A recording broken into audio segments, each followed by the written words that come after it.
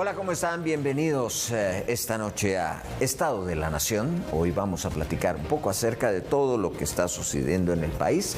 Ustedes saben que hoy ya la Corte de Constitucionalidad emitió una resolución en el caso de la bancada Semilla en el Congreso, entonces se quedan como diputados independientes, pero vamos a hablar de eso y de muchas otras cosas más con nuestros invitados y pues son dos distinguidos miembros del Foro Guatemalteco, Aquiles Fallase y Conrado Reyes. Muchas gracias por estar acá con nosotros para platicar acerca de esto. Bueno, tenemos el caso digamos, ¿cómo le podemos llamar a estos golpes mutuos entre la fiscal y el presidente de la República? Un sacarrín cualquiera, ¿no? Sí. ¿Qué podemos decir de esto? A ver, primero, una carta donde la invitan a Casa Presidencial. Se niega. Luego otra carta, yo recuerdo la redacción, y decía a una junta de gabinete. Eso lo decía la carta. Ella llega y sale porque dice, eso es un Consejo de Ministros. Entonces no puedo estar acá. Y se va. Ahora ella invita al presidente. ¿Qué está pasando? ¿Qué está sucediendo? Bueno, empecemos por el principio. Aquí el doctor en Derecho me va a corregir. Si usted, la Constitución dice que las citaciones deben ser específicas, el motivo que lo están citando. Las cartas del presidente no constituyen citación, para empezar. Las cartas del presidente son ambiguas. Lo acaba de usted de decir, que eso de junta de gabinete no existe en la ley. ¿Qué es eso? Entonces tengo que darle la razón. Definitivamente la fiscal está actuando en ley. Lo que están actuando de pichones son los abogados semilleros. No hay para dónde, aquí me tengo que poner de este lado. Sin embargo, yo vengo proponiendo ya hace días una salida política al tema este. Un divorcio de mutuo acuerdo con un puente de oro para la salida de todos. Es la única salida. Si no, vamos a pasar los próximos 2 años y medio en este triquitraca de que el fiscal se va o el fiscal no se va y el presidente manda o el presidente no manda. Me parece que es una derrota política para Bernardo Arévalo haberla tenido que invitar 2 veces y que luego ella lo invite a él. Me llamó la atención que en la segunda carta, la famosa, en la primera carta le pide 4 puntos. 2 de ellos por lo menos se referían a algunos casos específicos, pero otros me llaman la atención porque era de las sanciones y de las condenas de la CIDH. Pero eso es materia de la Comisión Presidencial de Derechos Humanos. ¿Cómo se puede entender todo esto que está sucediendo entre ellos dos? Y luego la tuvo en Junta de Gabinete, por lo menos unos momentos, y se suponía que todo el objeto de esto era pedir la renuncia. Defínanos en qué la tuvo, en qué momento la tuvo. Junta de Gabinete, Consejo de Ministros, sí. Gabinete de Pleno, Gabinete Especial. O sea, aquí sí, ese punto es bien especial, claro, de la discusión. Yo creo que lamentablemente el presidente Arévalo se olvida que ya terminó la campaña política. Y José Eduardo, usted se recordará que hace más o menos 4 años, en esta misma época, hablábamos de lo mismo, que el anterior presidente también se olvidaba que había terminado la campaña política. ¿Y por qué lo digo? Porque él tenía esa confrontación y ese desgaste con el temor de que no iba a tomar posesión.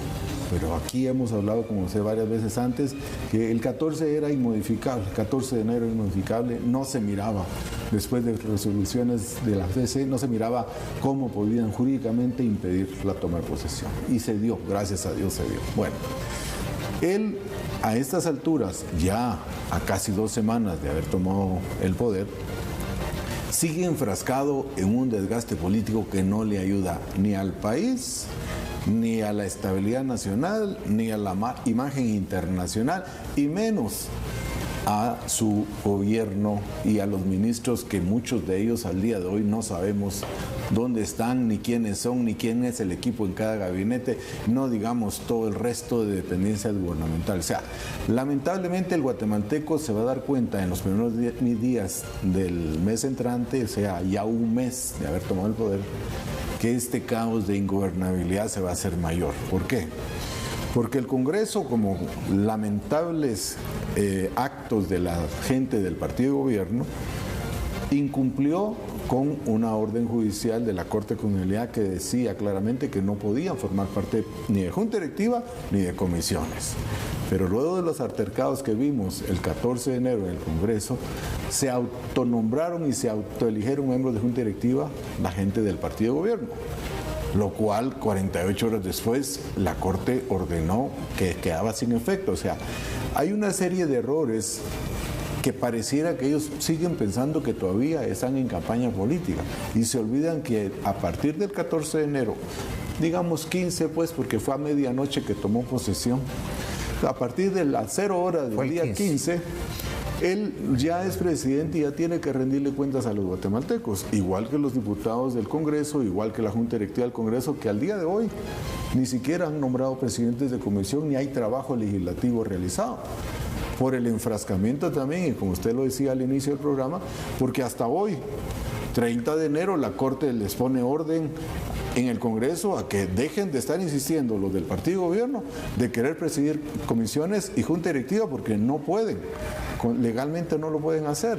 Entonces, yo sí creo que tienen que abrir los ojos y tienen que entender que ya son responsables de hacer y de no hacer en el Ejecutivo y en el Legislativo. Usted quería decir algo acerca de lo que pasó ese día, que no tomó posesión el 14, tomó posesión el 15. Quisiéramos ver el acta de apertura, porque el acta de apertura de la sesión va a decir 23:59, sí tomó posesión el 14. Sí, claro. Sin embargo, aunando a lo que dice Conrado, hay dos temas que se deben de abordar.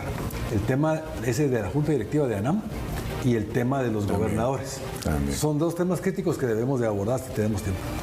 En el tema de la Junta de ANAM, obviamente se le ha señalado al presidente de estar interfiriendo también con Hay un asunto más la Asociación de Municipalidades. Pues digamos que ¿Usted cómo lo ve? Es un acto político. El problema es este. El problema es que no hubo votación. Ese problema, para mí, ese es el problema. Se presentó a la planilla única y ya se les dio por electos sin haber votado. El resultado de la votación podía haber sido 340-0 o por aclamación, pero tenía que haber ese acto procesal, tenía que haberse votado. O mínimo abstinencia del alcalde que planteó un amparo porque no estaba de acuerdo con ese intervencionismo. Entonces, oficial. ahí tenemos un tema. ¿Esa junta directiva de la ANAM es válida o no es válida? Y lo segundo es, ¿por qué y para qué la ANAM? Si la ANAM, los alcaldes son autónomos en sus decisiones y en su actuar. La ANAM no les dicta nada. El control de las entidades, digamos, fuera del Estado central, como el INFOM, el INDE, están bajo el control de la ANAM. Entonces es un acto meramente político. De manejo de fondos del Estado, que son multimillonarios. Entonces, ¿cuál es la diferencia con lo que teníamos?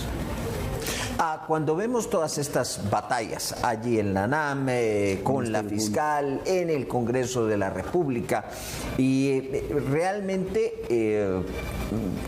¿cómo se mira el panorama cuando todavía no han cumplido un mes? Mire, lo más peligroso para el presidente y para sus ministros es realizar actos en el ejercicio del cargo que ostentan, que los hace responsables de algunas acciones, tanto del ámbito penal como del ámbito civil. ¿Por qué digo esto? Porque el ahora presidente Arévalo en campaña podía decir de la fiscal general muchas cosas, incluso hasta demandarle su renuncia, apoyado o no por grupos colectivos del interior o como que él quisiera. Y ayer se dio un detalle importantísimo en la conferencia de prensa que da el presidente después de que la fiscal se retire. Y la pregunta insistente del periodista era, ¿le pidió usted la renuncia? Sí. En los 10 o 15 minutos que estuvo con ella, ¿le pidió la renuncia? Y no tuvo cómo responder directamente a eso. ¿Por qué? Porque él sabe que ahora como presidente, si comete delitos, es responsable de las acciones que cometa, igual que cualquiera de los ministros que estaban ahí respaldándolo. Entonces, creo que el presidente y sus ministros tienen que tener claro que las responsabilidades se deducen dependiendo de sus actos en el ejercicio del cargo público. Y eso no puede seguir creciendo, porque los más dañados no solo es la administración que tienen a su cargo del país, sino además el despacho o los despachos que se involucren en algo que es ilegal. Ya se ha dicho muchas veces. Yo quisiera disentir de esto. El presidente, al pedirle la renuncia, no estaría cometiendo ningún delito. Es un acto político. Si él quisiera destituirla, esa es otra historia. Pero el simplemente declararse su enemigo en cámaras es un acto político que debería de hacerlo. Debería de hacerlo porque este jueguito, cuando le pregunto al periodista, que es un periodista muy importante que le preguntó esto, es que la acción es clara, que es suficiente, todo el wiri wiri, no dijo ni sí ni no. Y es importante como acción política del presidente que tiene que definir un rumbo claro y contundente. El objetivo de la citación, hasta donde yo entiendo, el único objetivo era tenerla enfrente y decirle, por favor, renuncie. Exacto. Ahora, el presidente no puede desvestirse de su función y de su investidura que le da la Constitución. Y dentro de esa investidura incluye ser la representación de la unidad nacional. Y por eso, al violentar el mandato constitucional que le obliga a mantener la unidad nacional, los actos políticos de esa naturaleza los tendrá que juzgar un juez. Pero de que hay indicios y hay bases para sustentar acciones en su contra, existen. Y entonces ahí es donde, insisto, el presidente... De haberle pedido la renuncia, pero no está claro eso tampoco. No, de pedírselo como destituirla, él no puede destituirla. Él no puede destituirla, así de sencillo. Si bien es cierto, la elige, el que toma posesión a un fiscal general es el Congreso de la República. Los dos estuvieron aquí en muchos programas hace varios años, cuando todas estas modificaciones a la ley pasaron. A ver, en el caso de la fiscal, se aplaudió en el año 2016, si no ando mal, las reformas que impulsaban un castigo al transfugismo. Yo me acuerdo haber dicho, es que eso no puede ser, es inconstitucional, no puede haber al seno del Congreso diputados de primera y de segunda. ¿Cómo va a hacer eso? Y sin embargo, se aplaudieron. ¿Qué consecuencias tenemos ahora de eso? Bueno, las reformas a la ley son de dos ángulos distintos. Las reformas a la ley del Ministerio Público, esas fueron otras. Sí, ese fue otro bloque de reformas. ¿Se aplicaría a qué? Y la siguiente, que recuerdan ustedes, el tercer bloque se refería a la ley electoral y de partidos políticos, que también pasaron. Bueno, ten cuidado con lo que deseas, se te puede hacer realidad. Y eso es lo que sucedió con el fiscal. La fiscal de aquel entonces quería ser eterna, quería ser vitalicia, pues hoy tenemos fiscal eterna y vitalicia. No hay para dónde. Reformas casuísticas, reformas hechas con el hígado, con dedicatoria a nadie, no sirven nunca. El segundo, lo del transfugismo, yo sí estoy de acuerdo. Y ahí sí necesitamos una reforma constitucional bien clara. La gente elige hoy a un partido, no elige a un diputado. Por lo tanto, el dueño de la curul es el partido en el Congreso. Y el diputado que disienta, difiera o se separa del partido, pues sí, será diputado segunda. Ahora, eso no implica la categorización, como usted bien lo decía, de aquellos que por el hecho de ya ser electos en el Congreso y disientan o se separen o el partido los separe, dejen de tener los mismos derechos que el resto de los 159 diputados que están ahí.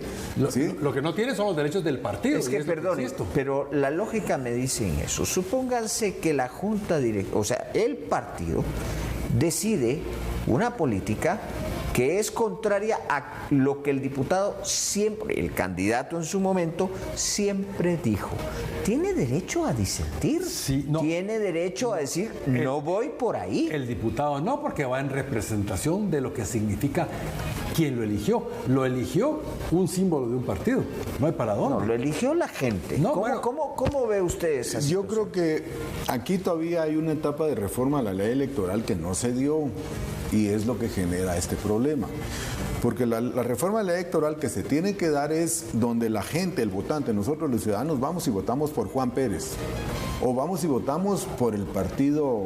Pero eso necesita reforma X. constitucional. Exactamente. Entonces, como hay límites a la ley electoral de partidos políticos para reformarse de acuerdo a la Constitución y de acuerdo al procedimiento constitucional para sustituir o eliminar algo de esta ley constitucional, entonces ahí está el problema ahorita. Sin embargo, algo que no tiene nadie por qué discutir es: la ley está vigente, la ley es clara y la ley impide que un diputado o varios diputados que se ubican en una condición de independientes, por decisión propia, por decisión del partido, por decisión de la ley electoral o de alguna orden judicial, y pueda acceder a presidir comisiones o a participar en junta directiva. La ley es la ley y, como bien ustedes lo dijeron, fueron ellos mismos en el 2016, con el apoyo de organismos y entidades extranjeras, las que impusieron esas normas. Entonces, bueno, en ese momento no eran diputados, ¿verdad? No eran bancada. Estaban, y han sacado incluso los videos, varios de ellos en la barra ahí apoyando y vitoreando y presionando porque se aprobaran fueron los ideólogos, pues, de todo ese tipo de legislación. Volviendo al punto primero que usted nos preguntaba, José Eduardo, en el tema de lo que pasó o no pasó ayer en la presidencia. Es lamentable realmente que el equipo de presidencia ni siquiera en una nota de invitación pueda definir claramente dentro del marco de la ley de organismo ejecutivo qué clase de invitación y a qué evento o reunión se le invita a un funcionario de la categoría de la fiscal general. No por ella, no por la señora que ahorita está, sino por la figura institucional que es. Y ahí entonces es también posiblemente el presidente, que no es abogado, en donde se dejó llevar por algo que algunos de sus asesores le pudieron haber dicho. Pero hay que revisar qué clase de asesores se están teniendo. ¿En qué va a terminar ese tema de la fiscal? Eso solo Porque va a ya vemos que lo del Congreso quedó como quien dice saldado en este momento. Sí. No, lo de la fiscal es muy claro. La fiscal se queda ahí hasta que termine su periodo, excepto que le ofrezcan un puente de oro. Yo no creo en los puentes. Y que ella lo acepte. Y, bueno, por supuesto. Yo no creo en los puentes de oro porque, en primer lugar, el hecho de que la señora fiscal o quien esté desempeñando esa función renuncie debiera ser una decisión de acuerdo a su condición personal, a su condición de vida, a lo que ella quiera, o a su convicción de quedarse y cumplir su mandato constitucional. Entonces, para empezar, si hoy se le pide la renuncia a un funcionario de X entidad que constitucionalmente fue creada, pues empezamos a pedírselos al resto, a magistrados de la Corte Suprema, a magistrados del Tribunal Supremo Electoral. Bueno, pedir todo el mundo puede pedir, ¿verdad? Yo no sé a cuántos presidentes se les ha pedido la renuncia a lo largo de todos estos años, pero yo creo que casi que a todos. Pero ningún presidente ha cometido ese error. No, por supuesto que no.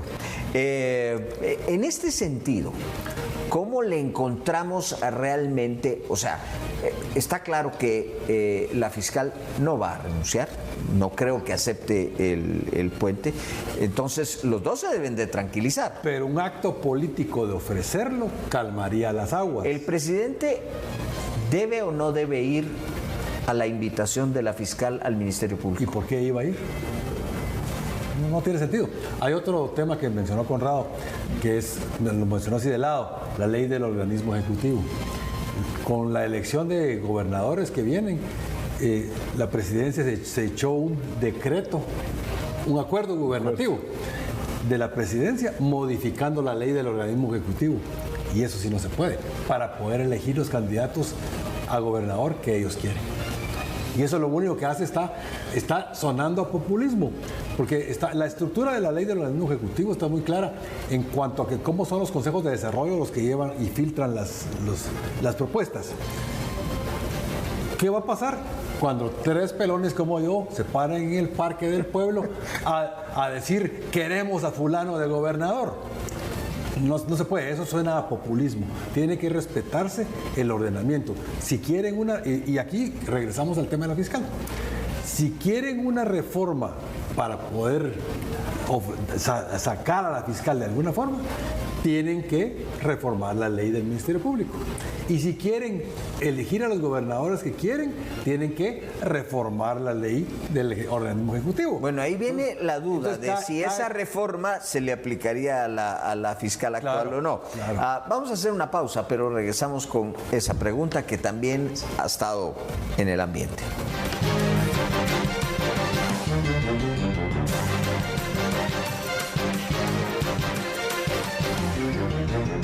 Hechos es compromiso, inmediatez y credibilidad. Hechos es estar siempre donde está la noticia para informarle de manera eficaz y al momento. Hechos sobre ruedas, donde está la noticia, llegamos primero. Nuestro equipo de Fuerza Informativa Azteca tiene el compromiso de informarle de manera inmediata sobre los hechos del día a día. Estamos en constante monitoreo en las calles de Guatemala para que usted viva la noticia primero. Hechos sobre ruedas. Donde está la noticia, llegamos primero. ¿Qué estarías dispuesta o dispuesto a hacer para encontrar el amor de tu vida? ¡Me voy a casar, perros! ¡Me voy a casar, perros! Me voy a casar. Me voy a casar. ¿Con quién? Con alguien que ni ¿Cómo? ¿Qué? ¿Cómo que no la conoces? ¿Es en serio? Entonces yo pienso que mejor cada quien en su casa. ¿En realidad crees en el amor a primera vista? No lo vas a ver. Sentí pánico. Ni siquiera vas a saber quién es. ¡Ah, caray! La vas a conocer el día de tu boda. En el altar. ¡No! ¿Dos vidas se pueden unir en matrimonio antes de conocerse? Tú sabes que no somos match. Llega a TV Azteca Guate el reality de citas y amor más espectacular de la televisión. Casados a primera vista.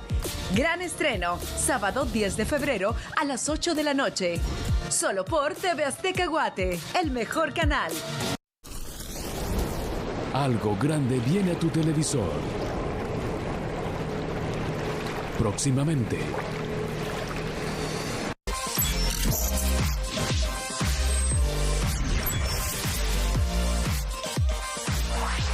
TV Azteca Guate, cerca de ti. Con tu familia número 1, disfrutarás de los mejores realities. ¡Venga la alegría! Lunes a viernes, 11 de la mañana, por TV Azteca Guate.